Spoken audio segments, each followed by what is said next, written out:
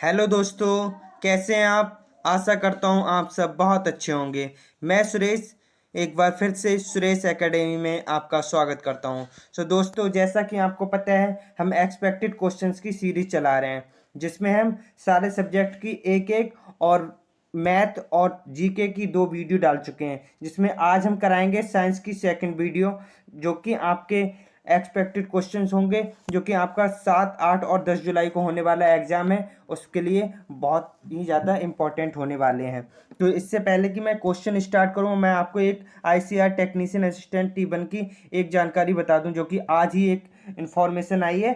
तो क्या आया है, आज जो आया है वो मॉक लिंक एक्टिवेट हो गया है। जो आईसीआर टेक्नीशियन असिस्टेंट T1 का जो है मॉक लिंक आज एक्टिवेट हो गया ऑफिशियल साइट पे। आप जाके मॉक लिंक पे जाकर क्लिक करके अपनी डिटेल भर के मॉक दे सकते हैं।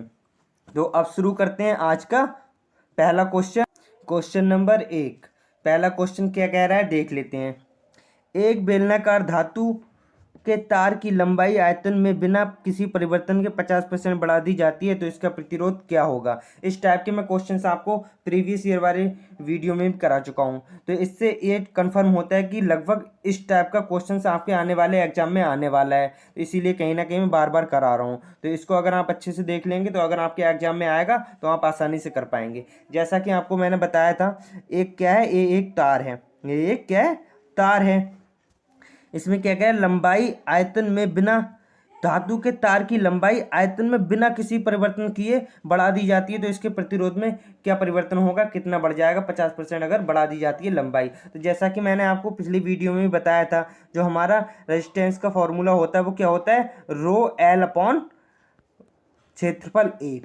तो जैसा कि मैंने उसमें ही बताया था, ये जो रो है ये रजिस्टिविटी होगी, क्या होगी, प्रतिरोधकता होगी। तो हमने उसमें क्या किया था, एल से ऊपर नीचे, लंबाई से ऊपर नीचे मल्टीप्लाई कर ली थी। तो हमारा ये क्या बन गया था, हमारा बन गया था रो एल स्क्वायर अपॉन क्षेत्रफल में जब लंबाई से मल्टीप्लाई होगी तो हमारा क्या बन गया, वॉल्यूम। अब जैसा कि ये कह रहा है आयतन में बिना किसी परिवर्तन करे, आयतन में कोई परिवर्तन नहीं करना है और रजिस्टिविटी में भी कोई परिवर्तन नहीं होगा। तो ये क्या है, लंबाई में परिवर्तन कर रहा है, कितना, 50% कर रहा है। तो जैसा कि आपने मैथ में एक फॉर्मूला पढ़ा है, अगर किसी वर्ग या आयत की लंबाई और चौड़ाई में वृद्धि की जाती है तो आप लगाते हैं ना, x plus by plus x by upon 100, ये फॉर्मूला लगाते हैं ना।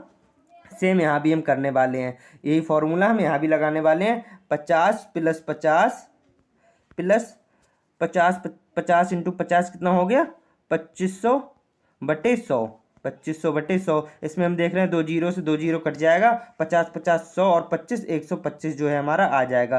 कितना बढ़ जाएगा, 125% हमारा प्रतिरोध बढ़ जाएगा। तो B will be the right answer, जो कि बी नंबर में दिया है 125%, तो यही हमारा राइट आंसर हो जाएगा। आगे बढ़ते हैं नेक्स्ट क्वेश्चन, क्वेश्चन नंबर दूसरा। ये क्या कह रहा है अभी, वायरल संक्रमण का इलाज जीवाणु संक्रमण के इलाज से ज़्यादा कठिन होता है, क्यों। आपने सुना होगा, जो बैक्टीरियल इन्फेक्शन हो जाता है, बैक्टीरियल इन्फेक्शन जो होता है उसका इलाज आसानी से हो जाता है, डॉक्टर आराम से दवा दे देता है, आप जल्दी से ठीक हो जाते हैं। लेकिन जो वायरल इन्फेक्शन होता है उसमें ज़्यादा टाइम लगता है। आपने देखा होगा ना, कभी कभी वायरल फीवर हो जाता है तो उसमें डॉक्टर कहते हैं कई दिनों तक दवाई खानी पड़ेगी। तो ऐसा कई बार होता है। तो मैं बता दूं ऐसा होता क्यों है। जो बैक्टीरिया होता है ये तो ऊपर ऊपर रहता है, तो उसको एंटीबायोटिक देके इसको ख़त्म किया जा सकता है। लेकिन जो वायरस होता है ना, ये हमारी बॉडी के अंदर जो सेल्स होती हैं उनके अंदर रिप्रोड्यूस होता है। जैसे हमारी ये सेल है तो उसके अंदर ये पहुंच जाता है और फिर ये सेल से सेल बनाता रहता है अपनी, इस टाइप से पूरे शरीर में फैल जाता है वायरस। होता क्या है, अब कोई हम दवाई लेंगे, अगर एंटीबायोटिक ले रहे हैं तो वो तो पूरा नष्ट करेगी ना, पूरा नष्ट करेगी, तो इससे तो हम भी कमज़ोर होंगे, हम भी सूख जाएंगे। तो इसमें इस टाइप की ज़्यादा दवाइयाँ भी नहीं दे सकते हैं, तो दवाइयाँ देने से हम बचते हैं। तो होता क्या है, इससे हमें पता चल रहा है कि जो जीवाणु होता है, जीवाणु संक्रमण होता है, जो बैक्टीरियल इन्फेक्शन होता है वो तो आसानी से सही हो जाता है, क्योंकि ये वायरल इन्फेक्शन सेल्स के अंदर पहुंच जाता है, इसलिए इसका इलाज करना थोड़ा मुश्किल होता है। तो इसका जो राइट आंसर हो जाएगा, क्या हो जाएगा भाई, बिकॉज वायरस है फियर टारगेट फॉर ड्रग्स। इसमें दवाइयाँ ज़्यादा काम नहीं कर पाती, क्योंकि इसकी दवाइयाँ ही नहीं बन पाती हैं इतनी जो अंदर जाके इस पे डायरेक्ट टारगेट करें। तो इसका जो राइट आंसर हो जाएगा, because viruses have fear target for drugs, क्योंकि विषाणु के पास ड्रग के लिए कम लक्ष्य होते हैं। तो ये हमारा राइट आंसर हो जाएगा, C will be the right answer. आगे बढ़ते हैं नेक्स्ट क्वेश्चन, क्वेश्चन नंबर 3 क्या कह रहा है देख लेते हैं। सही कथन की पहचान करें, सही कथन की पहचान करें और हमें बताना है कौन सा सही है। तो कह रहा है carriage animal is Bos indicus and the milch animal is Bos bubalis, ऐसा तो नहीं है। Buffalo is Bos indicus and cow is बुबेलिस।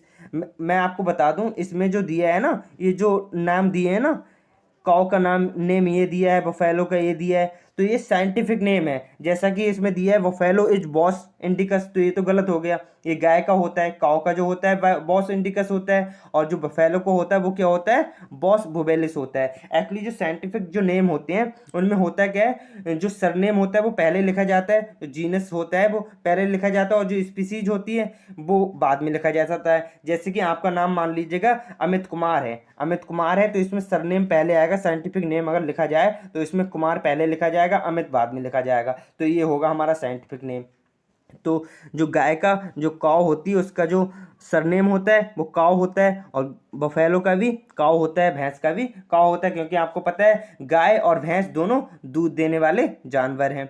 तो उनकी जो जीनस है वो तो सेम हो गई है ना। अब उसकी स्पीसीज जो होती है वो चेंज होती है। आपने देखा होगा कि गाय सफ़ेद भी होती हैं, लाल भी होती हैं, लेकिन जो बफेलो होती है, भैंस होती है, काली होती है। तो इसका बफेलो का जो हो गया वो बॉस बुबेलिस होता है, और जो काउ का होता है वो क्या होता है, बॉस इंडिकस। ये जिसमें होगा भाई हमारा राइट आंसर हो जाएगा। तो ये तो हमारा गलत हो गया, ये भी गलत हो गया, और जो डी वाला है ये भी गलत हो गया। इसमें दिया है सी में काउ इज बॉस इंडिकस, बिल्कुल सही है। बफेलो इज बॉस बुबेलिस, तो ये हमारा राइट आंसर हो जाएगा, C will be the right answer. आगे बढ़ते हैं नेक्स्ट क्वेश्चन, नेक्स्ट क्वेश्चन कौन सा है हमारा देख लेते हैं। नेक्स्ट क्वेश्चन, जब एक कुंडली को क्या कह रहा है, जब एक कुंडली को एक समान परिवर्तन से चुंबकीय क्षेत्र में घुमाया जाता है तो कुंडली में धारा प्रेरित होती है। जब कुंडली की गति की दिशा चुंबकीय क्षेत्र की दिशा से डैश का कोण बनाती है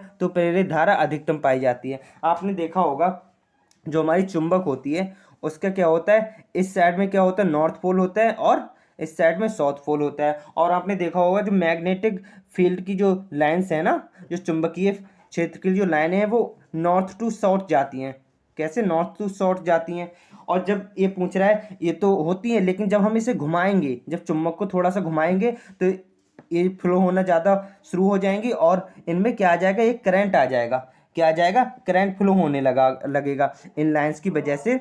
एक करंट फ्लो होने लगेगा। उस वजह से क्या होगा, अगर हम इसे घुमा दें, अगर इसे हम 90 के कोण पे घुमा दें तो इसमें जो मैग्नेटिक फील्ड की जो लाइनें हैं वो ज़्यादा मात्रा में जो धारा है, जैसे कि मैंने बताया, इसे घुमाने पे धारा फ्लो होने लगेगी। जब हम इसे घुमा देंगे तो 90 डिग्री पे जब ये पहुंचेगा, 90 डिग्री पे जब हम घुमा देंगे तो इसमें प्रेरित धारा जो होगी मैक्सिमम होगी। सबसे ज़्यादा मैक्सिमम धारा कब होगी, जब 90 का कोण बनेगा तब। तो C will be the right answer. आगे बढ़ते हैं नेक्स्ट क्वेश्चन, क्वेश्चन नंबर कौन सा है, तो ये क्या कह रहे हैं, 1 सेंटीमीटर ऊंचाई वाली एक वस्तु को 30 सेंटीमीटर फोकस दूरी वाले अवतल दर्पण के सामने उसके मुख्य अक्ष पर 15 सेंटीमीटर की दूरी पर रखा जाता है। नई कार्तीय चिन्ह परिपाटी के अनुसार प्रतिबिंब बी क्या होगा, ये हमसे पूछा है, बी की वैल्यू पूछी है, और इसमें एच की जो मैग्नीट्यूड है वो पूछा है हमसे।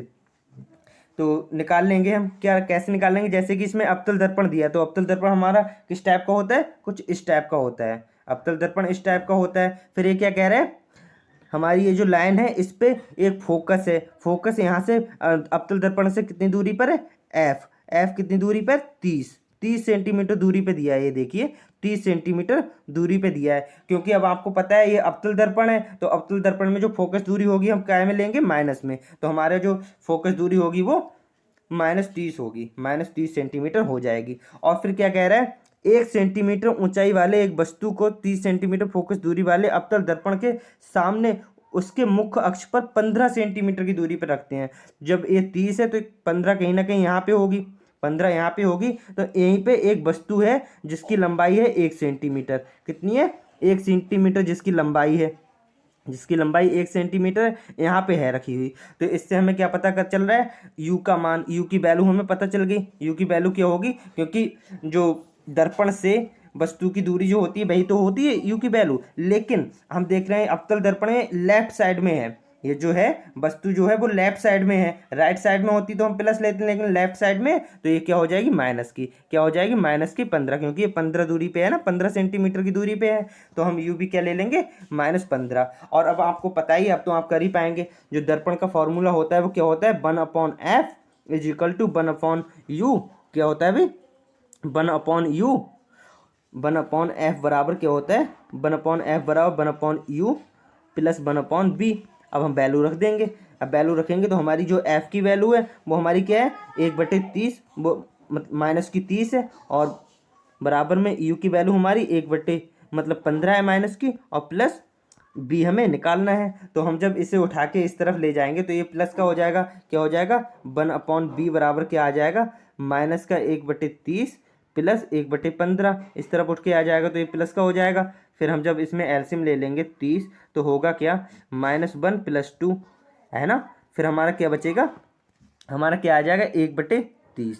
हमारी जो बी की वैल्यू जो आ जाएगी वो हमारी क्या आ जाएगी, बी की वैल्यू जो हमारी आ जाएगी, अब क्योंकि 1/b बराबर 1/30 आ रहा है, कितना आ रहा है 1/b बराबर हमारा क्या आ रहा है 1/30 आ रहा है, तो हमारी जो बी की वैल्यू जो हो जाएगी वो हमारी आ जाएगी 30 सेंटीमीटर। तो 30 सेंटीमीटर प्लस में जो हमारी होगी वही हमारी वैल्यू होगी। अब हम देख रहे हैं इसमें माइनस में दी है 30 और इसमें प्लस में दी है, तो कहीं ना कहीं हमारा आंसर तो बी ही हो गया, लेकिन हमसे पूछा क्या है हाइट भी पूछी है, h1 जो इसकी लंबाई है वो पूछी है। तो जो मैग्नीट्यूड होता है उसका जो फॉर्मूला होता है मैंने प्रीवियस वीडियो में भी आपको बताया था, हम क्या लेते हैं height of image upon height of object, जो बराबर क्या होता है -b/u, यही तो होता है। तो हमारा क्या है, हमारा जो b है, b हमारा कितना है 30 सेंटीमीटर, और जो u है u हमारा कितना आया अभी -15 दिया ही था, तो 15 दूनी 30 और माइनस माइनस प्लस, तो 2 ये भी जो है प्लस में आ गया। तो हमारा जो राइट आंसर हो जाएगा वो क्या हो जाएगा option number B will be the right answer. आगे बढ़ते हैं नेक्स्ट क्वेश्चन ये क्या कह रहा है अभी, एक वस्तु को उत्तल दर्पण के अक्ष पर उसके ध्रुव और अनंत के बीच एक बिंदु पर रखा जाता है, उसका प्रतिबिंब कैसा बनता है, ये हमसे पूछा है। इससे पहले कि मैं इसका सोल्यूशन कराऊं मैं आपको बता दूं, आईसीआर टेक्नीशियन असिस्टेंट T1 के लिए जिसके मैं एक्सपेक्टेड क्वेश्चन करा रहा हूं, आज 30 जून को मॉक लिंक एक्टिवेट हो चुका है, मॉक लिंक एक्टिवेट हो चुका है। और जैसे कि मैंने एडमिट कार्ड वाली एक वीडियो में आपको बताया था कि 30 तारीख को एग्जाम डेट और शहर का पता चल जाएगा, लेकिन हो सकता है आज पता ना चले, तो हो सकता है 1-2 दिन के बाद आपके फ़ोन पे मैसेज या तो नंबर पे या ईमेल करके आपको बता दिया जाएगा कि आपकी डेट एग्जाम डेट क्या है और शहर कहाँ है, कहाँ आपके सेंटर गया है, ये बता दिया जाएगा। फिलहाल तो आज मॉक लिंक एक्टिवेट हो चुका है, तो आप चाहें तो मॉक लिंक पे जाके अपनी सारी डिटेल भर के मॉक दे सकते हैं। तो इसका जो आंसर होगा वो क्या होगा देख लेते हैं। इसमें क्या कह रहा है, एक वस्तु को उत्तल दर्पण के अक्ष पर उसके ध्रुव और अनंत के बीच एक बिंदु पर रखा जाता है। कहाँ रखा जाता है, एक बिंदु पर रखा जाता है। जैसे कि आपको पता है जो हमारा उत्तल दर्पण होता है वो कुछ इस टाइप से होता है, और हमने मान लिया ये कोई हमारी लाइन है, ये कोई हमारी लाइन है उत्तल दर्पण पे, यहाँ पे पोल से ये हमारी लाइन गुजरी है, यहाँ पे हमारा पोल हो गया। कहाँ पे होता है पोल, यहाँ पे होता है बीच में। तो जो ये जो ध्रुव है उसके ध्रुव और अनंत के बीच एक बिंदु पर रखा गया है, कहीं पे रखा गया है, कहीं पे ये वस्तु रखी गई है। तो आपको इससे पहले कि मैं ये सब बताऊं, आपको ये बात मैंने प्रीवियस वीडियो में बताई थी कि जो उत्तल दर्पण होता है, जो उत्तल दर्पण होता है उसमें जो इमेज बनती है वो कैसी बनती है, वर्चुअल बनती है। कैसी बनती है, वर्चुअल, जिसे हम आभासी कहते हैं, आभासी बनती है, आभासी बनती है, और साथ में छोटी बनती है। कैसी बनती है, केवल छोटी बनती है। कैसी इमेज बनती है, छोटी बनती है। इसकी पिछली जो वीडियो मैंने डाली है एक्सपेक्टेड क्वेश्चंस की, उसमें इस टाइप का क्वेश्चन था। उसमें मैंने बताया था जो दर्पण होती है, दर्पण की जो प्रॉपर्टीज होती हैं लेंस की ठीक उल्टी होती हैं, या जो लेंस होती है वो दर्पण की ठीक उल्टी प्रॉपर्टीज होती हैं। तो उसमें मैंने बताया था जो उत्तल दर्पण होता है उसकी जो इमेज बनती है केवल छोटी बनती है, और इसका जो इमेज बनती है वो आभासी बनती है, और आभासी का मतलब सीधी बनती है ना, आभासी बनती है। ठीक है, तो इसमें हमारे कौन कौन सा ऑप्शन दिया है, वर्चुअल एंड अविवर्धित, जी नहीं ऐसा नहीं है, और रियल तो वैसे ही कट जाएगा, रियल तो वैसे ही कट जाएगा, वास्तविक इसमें भी रियल दिया है तो ये भी कट जाएगा। ऑप्शन नंबर डी में दिया है वर्चुअल एंड डिमिनिश्ड, मतलब आभासी और छोटी, तो ये हमारा आंसर हो जाएगा D will be the right answer. आगे बढ़ते हैं नेक्स्ट क्वेश्चन। नेक्स्ट क्वेश्चन क्या कह रहा है ये भी देख लेते हैं। जब कॉपर ऑक्साइड को हाइड्रोक्लोरिक अम्ल से उपचारित किया जाता है तो कॉपर ऑक्साइड गायब हो जाता है और विलयन का रंग नीला हरा हो जाता है। कैसा हो जाता है? नीला हरा हो जाता है। निम्नलिखित विकल्पों में से इस परिवर्तन का कारण क्या है, ये हमसे पूछा है।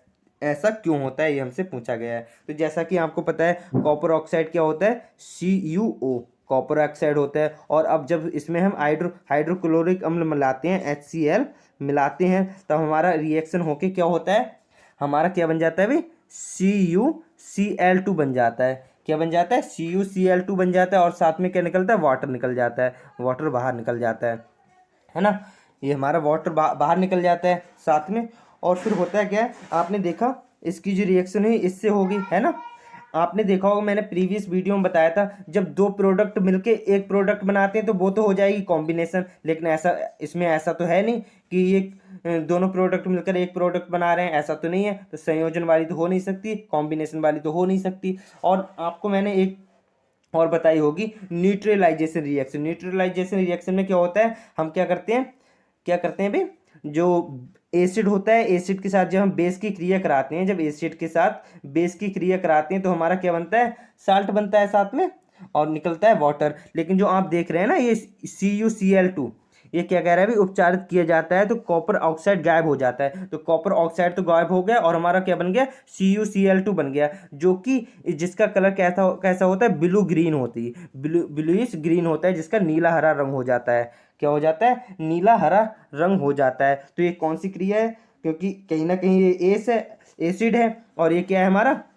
ये जितने भी मेटल ऑक्साइड होते हैं, जितने भी मेटल ऑक्साइड होते हैं, आप याद रखिएगा, जितने भी धातु ऑक्साइड होते हैं वो क्या होते हैं? हमारे बेस होते हैं। क्या होते हैं? बेस होते हैं, हमारे क्षार होते हैं। और हमारा Cu क्या है? कॉपर क्या है? हमारा धातु है। और इसमें जब ऑक्साइड जुड़ गया तो ये क्या हो गया? हमारा बेस हो गया। तो बेस की क्रिया जब हमने एसिड से कराई है, जब हमने क्षार की क्रिया अम्ल से कराई है, तो हमारा क्या? साल्ट बन गया, और जिसका रंग भी चेंज हो गया। क्या हो गया? रंग कैसा हो गया? नीला हरा रंग बन गया। CuCl2 का कैसा रंग हो गया? नीला हरा। ठीक है, तो इसका जो राइट आंसर होगा वो न्यूट्रलाइजेशन रिएक्शन होती है। जैसे कि मैंने बताया था अभी, एसिड और बेस की जब क्रिया कराते हैं तो क्या होता है? साल्ट बनता है प्लस साथ में वाटर बनता है। इस क्रिया को क्या कहते हैं? न्यूट्रलाइजेशन।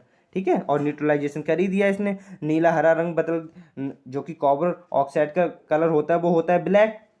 फिर उसने जब HCl के साथ क्रिया की तो क्या कैसा हो गया? नीला हरा रंग हो गया। तो इसका जो राइट आंसर होगा option number A will be the right answer, neutralization reaction. आगे बढ़ते हैं, नेक्स्ट क्वेश्चन क्या कह रहा है देख लेते हैं।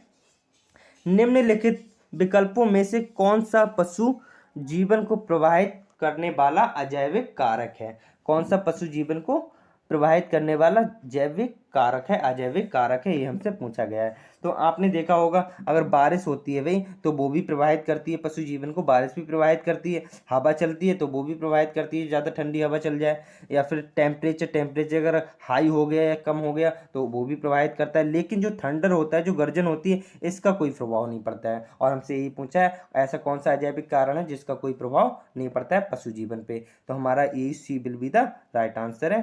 थंडर जो गर्जन होता है इसका कोई प्रभाव नहीं पड़ता है। आगे बढ़ते हैं, नेक्स्ट क्वेश्चन क्या कह रहा है? निम्नलिखित में से कौन सी ग्रीन हाउस गैस नहीं है? तो इनमें से कौन सी नहीं है वो हमें बताना है। तो जैसा कि आपको पता है जो हमारी ग्रीन हाउस गैसेस होती हैं वो कौन कौन सी होती हैं? हीलियम होती है, नियॉन होती है ना, ऑर्गन होती है, क्रिप्टॉन होती है, जीनॉन होती है, ये सारी होती है ना।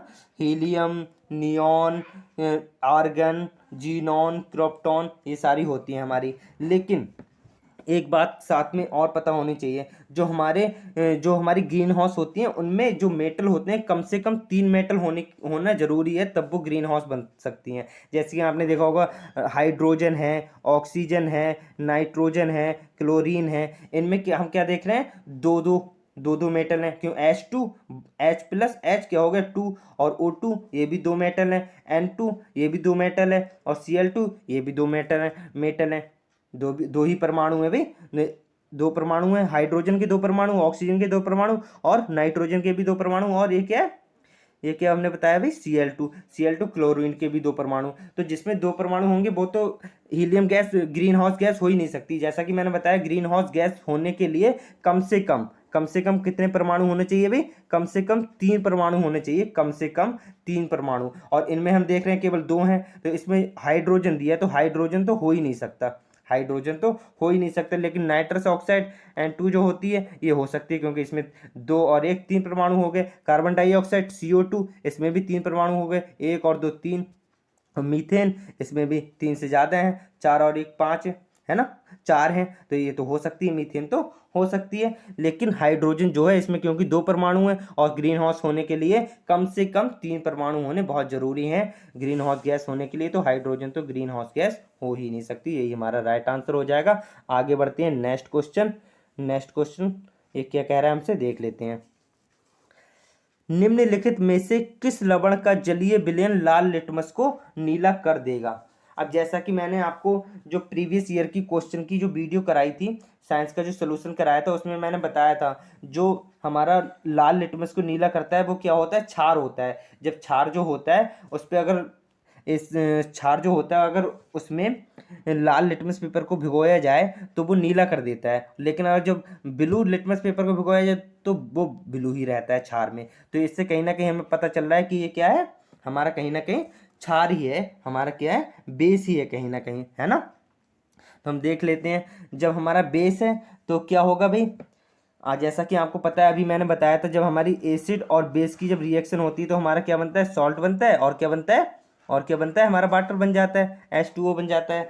लेकिन इसके साथ ही क्या होता है, अगर जो एसिड है वो स्ट्रांग है और साथ में बेस भी स्ट्रांग है तो हमारा क्या हो जाता है? न्यूट्रलाइजेशन होता है, उदासीन हो जाता है ना। और साथ में अगर ये वीक है, दोनों वीक है, तो न्यूट्रलाइजेशन तब भी हो जाएगा। लेकिन एक स्ट्रांग है और एक क्या है, एक क्या है, वीक है, तो हमारा क्या है, अगर जो स्ट्रांग है वही बनेगा तो स्ट्रांग एसिड बन जाएगा। और अगर वीक एसिड है और स्ट्रांग क्या है, बेस है, तो हमारा क्या हो जाएगा? स्ट्रांग हमारा वीक बन जाएगा, वीक जो है साल्ट, साल्ट बन जाएगा। ठीक है, तो इसमें क्या हो रहा है, जब हम क्या करेंगे, CH3 आपने सुना होगा, एसिटिक एसिड जिसे कहते हैं, COOH, CH3COOH की विक्रिया जब हम स्ट्रॉन्ग क्षार से कराते हैं, स्ट्रॉन्ग बेस से कराते हैं, तब हमारा क्या होता है, क्योंकि ये जो एसिड है ये तो वीक एसिड है, क्या है हमारा? वीक एसिड है। जब ये वीक एसिड है तब जब इसकी क्रिया जब हम इससे क्षार से स्ट्रॉन्ग बेस से कराएंगे तब हमारा क्या बन जाएगा? CH3COON बन जाएगा। क्या बन जाएगा? CH3COONA क्या बन जाएगा? सोडियम, है ना, एसिटिक एसिड हमारा क्या बन जाएगा? ठीक है, CH3COONA बन जाएगा। तो ये क्या है? एक क्षार है। ये क्या है? क्षार क्या कर रहा है? लाल लिटमस पेपर को नीला कर दे रहा है। तो हमारा जो राइट आंसर हो जाएगा बी हो जाएगा, B will be the right answer. आगे बढ़ते हैं नेक्स्ट क्वेश्चन। नेक्स्ट क्वेश्चन क्या कह रहा है देख लेते हैं। एक तत्व X के परमाणु में M कोष में 3 इलेक्ट्रॉन होते हैं। इस तत्व के संबंध में निम्नलिखित विकल्पों में से कौन सा कथन सही होगा, ये हमसे पूछा गया है। ए होगा, बी होगा, सी होगा या होगा डी, ये हमसे पूछा है। जैसे कि इसमें दिया है M कोष में 3 इलेक्ट्रॉन है, तो आपको पता है जो परमाणु है, परमाणु को बांटने के लिए अलग अलग कोष दिए होते हैं। जैसे K है, L है, M है। सबसे पहला K होता है, फिर L आता है, फिर M आता है। लेकिन ये क्या कह रहा है? M कोष में 3 इलेक्ट्रॉन है। जब M कोष में 3 इलेक्ट्रॉन है तो इसका मतलब ये हुआ जो L है वो पूरा होगा। तो L में जो मैक्सिमम इलेक्ट्रॉन होते हैं वो हमारे 8 हो सकते हैं, तो इसमें 8 पूरे हैं कहीं ना कहीं। और जो K है, K में 2 होते हैं, तो इसमें कहीं ना कहीं 2 भी पूरे ही हैं, कहीं ना कहीं 2 हमारे पूरे हैं। और अगर आप देखें तो इसमें जो हो रहा है 8 2 10 और 3 13, ये किसका होता है? ये एल्यूमिनियम का होता है। क्या होता है? एल्यूमिनियम का होता है। लेकिन हमसे जो पूछा है वो हम बताएंगे। इस तत्व के संबंध में निम्नलिखित विकल्पों में से कौन सा सही है? तो होता है क्या है, जो इसके बाह्य कोष में 3 इलेक्ट्रॉन है, ये इसको त्याग देगा, इन इलेक्ट्रॉनों को जब ये त्याग देगा तो क्या होगा, जब कोई भी तत्व अपने बाह्य कोष के इलेक्ट्रॉन को त्यागता है तो उस पर उतना ही पॉजिटिव चार्ज आ जाता है, उतना ही पॉजिटिव चार्ज आ जाता है। जैसे कि ये जो एल्यूमिनियम है, कहीं ना कहीं ये एल्यूमिनियम है, जब एल्यूमिनियम 3 इलेक्ट्रॉन को त्यागेगा तो क्या होगा भाई? तो क्या होगा, एल्यूमिनियम पर क्या होगा? +3 चार्ज आ जाएगा। क्या आ जाएगा? +3 चार्ज आ जाएगा। तो यही वाला हमारा राइट आंसर होगा। ये किस में दिया है भाई? ये हमारा किस में दिया है? जो जिसमें दिया है वही हमारा राइट आंसर हो जाएगा। ये स्थिर विन्यास प्राप्त करने के लिए एक त्रिधनात्मक आयन बनाएगा, तो यही हमारा राइट आंसर हो जाएगा। है ना, ये हमारा राइट आंसर हो जाएगा, A will be the right answer. आगे बढ़ते हैं नेक्स्ट क्वेश्चन। नेक्स्ट क्वेश्चन बहुत ईजी है, ये तो आप कर पाएंगे अच्छे से।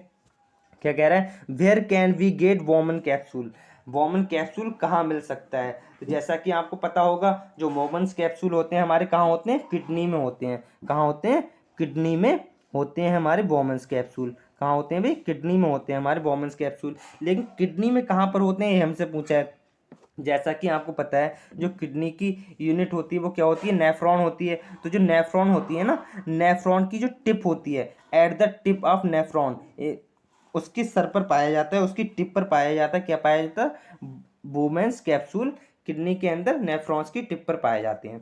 ठीक है, तो ये हमारा A will be the right answer. आगे बढ़ते हैं, जो कि किडनी में पाए जाते हैं। आगे बढ़ते हैं नेक्स्ट क्वेश्चन।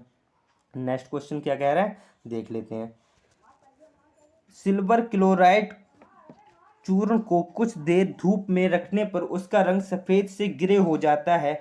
इस परिवर्तन का क्या कारण है, ये हमसे पूछा है। क्या सिल्वर क्लोराइड की हवा में उपस्थिति ऑक्सीजन के साथ अभिक्रिया होती है, या सिल्वर कौन सा होगा, बी होगा, सी होगा, या होगा डी, ये हमसे पूछा है। थोड़ा सा ऊपर कर लूँ जिससे कि आपको सारे ऑप्शन दिख जाएं।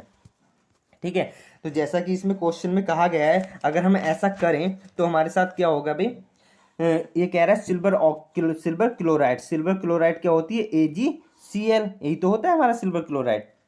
ये क्या कह रहा है कि जब धूप में रखेंगे, जब हम इसे धूप में रख देंगे तो क्या होगा, तो क्या हो जाता है भाई, इसका रंग उड़ जाता है। जब हम इसे धूप में रखेंगे तो क्या होगा भाई, हमारा जो है, जो सिल्वर है वो अलग हो जाएगा, और क्या हो जाएगा, जो Cl2 है वो Cl2 उड़ जाएगा धूप की वजह से, ये उड़ जाएगा। क्या हो जाएगा, ये उड़ जाएगा धूप की वजह से। ठीक है, तो हम इसमें देख रहे हैं क्या हो रहा है अभी, ये जो जब धूप में आता है AgCl, तो इसमें Ag अलग हो जाता है और Cl2 जो है वो उड़ जाता है धूप की वजह से। तो हम कहीं ना कहीं देख रहे हैं इसका क्या हो रहा है, अपघटन हो रहा है। क्या हो रहा है, डीकम्पोजिशन हो रहा है, ये टूट रहा है ना, अपघटन हो रहा है, इसका डीकम्पोजिशन हो रहा है, तभी तो इसका रंग उड़ जा रहा है। तो इसका जो राइट आंसर होगा हमारा क्या होगा, डीकम्पोजिशन ऑफ सिल्वर क्लोराइड, जो कि सी नंबर है, सिल्वर क्लोराइड का अपघटन। ये डीकम्पोजिशन हो रहा है ना इसका, तो ये हमारा राइट आंसर हो जाएगा। आगे बढ़ते हैं नेक्स्ट क्वेश्चन। नेक्स्ट क्वेश्चन क्या कह रहा है अभी, देख लेते हैं। 4 gram hydrogen gas x gram oxygen gas के साथ अभिक्रिया करके 36 ग्राम जल बनाती है, तो x ग्राम ऑक्सीजन गैस में ऑक्सीजन के कितने परमाणु उपस्थित होंगे, ये हमसे पूछा गया है। तो हमसे ये क्या कह रहा है, जब हाइड्रोजन गैस ऑक्सीजन गैस के साथ क्रिया करती है तो क्या होता है, जब हाइड्रोजन जो है, अगर जब हम उसकी हाइड्रोजन की क्रिया क्या कराएंगे, O2 से कराएंगे, ऑक्सीजन से कराएंगे, तो हमारा क्या बन जाएगा भाई, कहीं ना कहीं H2O बन जाएगा। क्या बन जाएगा, H2O बन जाएगा। लेकिन हम इसे पहले बैलेंस कर लेंगे।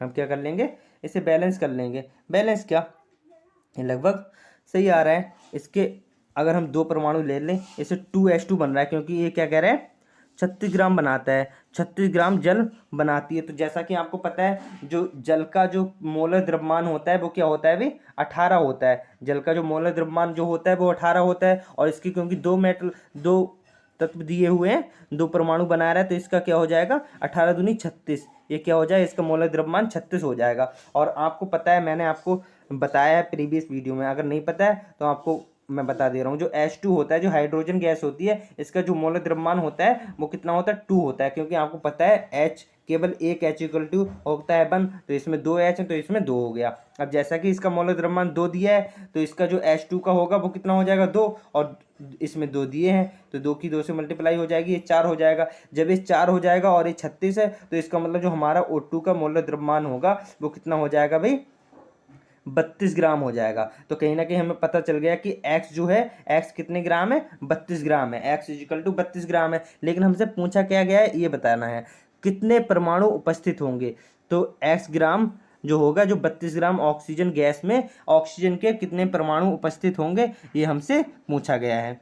जो जैसा कि आपको पता है, इसमें क्योंकि 2 ऑक्सीजन परमाणु हैं, इसमें क्योंकि जो हमारा ऑक्सीजन है, इसमें कितने परमाणु हैं भाई, O+O 2 परमाणु हो गए भाई, 2 ही तो परमाणु हो गए। लेकिन आपको पता है, किसी भी परमाणु, मतलब परमाणु द्रव्यमान जो होता है वो कितना होता है हमारा, परमाणु द्रव्यमान जो होता है हमारा 6.023 गुणा 10 की घात 23 होता है। और क्योंकि ये 2 परमाणु हैं, तो 2 परमाणु की 2 से मल्टीप्लाई करेंगे, टोटल द्रव्यमान से। तो जब हम इसकी मल्टीप्लाई करेंगे तो हमारा कितना आ जाएगा, 6 दूनी 12, 12.044 गुणा 10⁻23 आ जाएगा लगभग, जो कि ऑप्शन नंबर 3 में दिया है, ऑप्शन नंबर सी में दिया है। तो यही हमारा राइट आंसर हो गया।